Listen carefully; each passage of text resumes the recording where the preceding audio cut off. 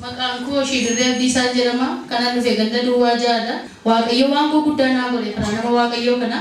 waan lama dhugaa ba'a gaggabaabse. Inni jalqabaani akkuma namni Waaqayyoo jedhani iddoo hojiidhaatu galuu ji'a 3 kaleessa kottoodhanii maqabanii makiinaa yaabsisan anuma bira. Isa booddee wanti isaa wantuma du'aaf itti murtaa'aa ture dhufee mankarachiisaaf hin ba'u naan jedhu raajiini. Ji'a 3 keessa gidduutti guyyaa 3 iyyuu naan gaafanne wanta gosa isaan gaafatan namoota isa kaaniin gaafatu. Gaafa lolola bakkee dhaga'u immoo sobaan dhugaarratti ba'ame laatameera kan isaa murtoon du'a jedhu ijoollee torbaan qaba immoo maal yaa Waaqayyo kana ani soo biraan qabu firisaa soobadhu miti yartuudha maaliidhaan guddisa Waaqayyootti hin bu'an ture isa booddee bakka warri kaan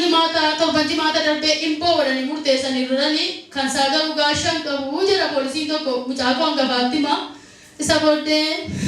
mucaan koo maciniinsifata. Ano mana raajii ki farakeni furmaata gurguddaan argadhe inni soolee inni jidaata malee fuula mana sana keessatti jirgeeffate ano waan dhaga'uun qabadheeni fiigaa man dhufe birritaaf kiyyuun qabu saba Waaqayyo guyyaa sana ijoolleen gosa kursii kana nyaatteni hamma kidaame galgalaatti oolte sabooddee lafa dhufe achi gidduun taa'e innaan ituma raajaaranii abbaa manaan kee galeera naan hin galleen jedhe kotta harka koo qabii jedhanii goototanii na darbatanii ijoollee kees siinis isas daqaa keessaa baasee naan jedhan ameen jedhee fudhadhee isa booddee ammasii ano nan galateeffadhe Waaqayyoon baay'ee ano asii nan galee gaafa galtan wanta gammaddaan qabdu jedhan ameen jedhe namni gammadu jira jedhan ameen jedhee man fudhee ano nan galee warri kaanillee ammas poolisii tokko fira saadha wabii waan badhaadhaniiru kan isaa garuu gaashaan qabu isi jedhe namchi nama Waaqayyoodha anoo sagalee dhageera isa dura waamamayyuun jedheen ameen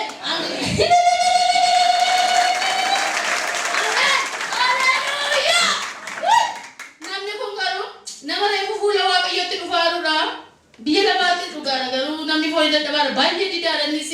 foonsaattis baay'ee dadhabaadha saba Waaqayyo karaa koo lubbuunsaa yeroo baay'ee oolee isa booddee Sambata galgalee rafee beeku ribuma akkamii rafee gaafa ramoodhe ni yunatti ma eda galgalee arrabna rokatee dhufe nama kana toode shamizii adii uffatee ni nama 18 nu gidduu deemaa egaa raajii feetu nu gidduu deemaa harkaan akkas godhanii naga gabaa deemu nu gabaa deemuti dura naan nagawanii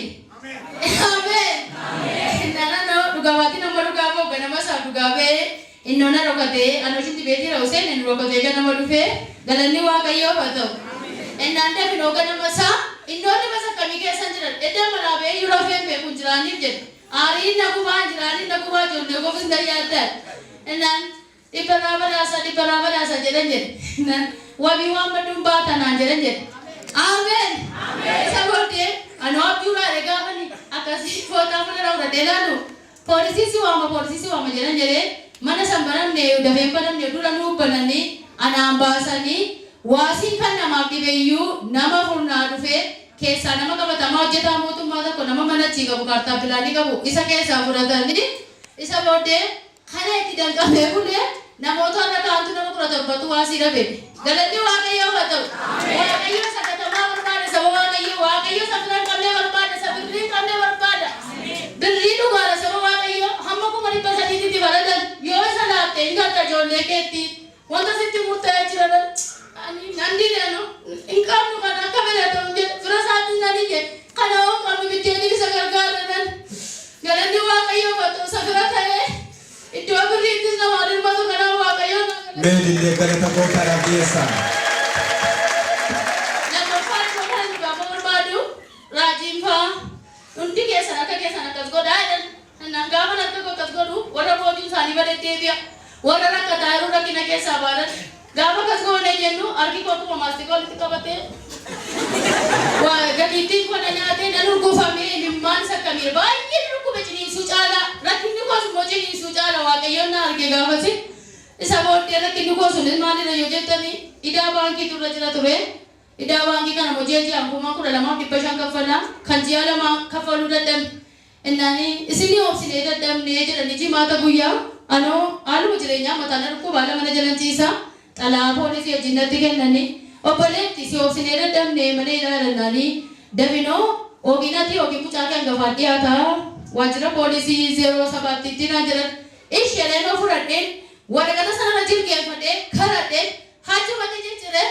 haqeen ciccire akkuma ciccire waraqata kana fuudhee sindaqu mana murtii sana sindaqu haqeen fuula waaqayyotu waan waaqayyo jiru dhaggeeffadhee dhufan jedhee waaqayyo akkuma jedhe saba waaqayyo kadhata koonaa dhagee namna si gartanii gammaddeen jirtu nuun jedhan biyya lafa sanaa fuudhaati sammuu keessa irra kaadhaa nuun jedhan namni waaqayyo sammuu koo yeroo sun utaalaa jira achi jalaa fuudhee sammuu koo irra kaawwadhee barruu keessa irra kaawwadhaananii kun kanuma godhale barruu koo irra kaadhee gaafa galu saba waaqayyo akkuma galee gammadee mucaan koo irraa faatee nama ni hin beekne eenyummaa isaa kan hin beekne akka birrii 8,000 gaafate